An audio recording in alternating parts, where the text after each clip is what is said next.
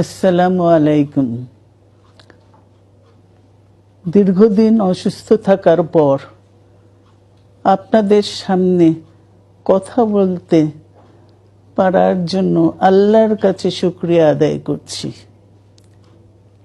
আমার কারাবন্দী অবস্থায় আপনারা আমার কারামুক্তি ও রোগ মুক্তির জন্য সংগ্রাম করেছেন, দোয়া করেছেন। সেজন্য আমি আপনাদের সকলকে ধন্যবাদ জানাচ্ছি। দীর্ঘ আন্দোলন সংগ্রাম ও ত্যাগের মধ্য দিয়ে আমরা ফ্যাসিবাদী অবৈধ সরকারের কাছ থেকে মুক্তি পেয়েছি। আমি আন্তরিক ধন্যবাদ জানাতে চাই আমাদের বীর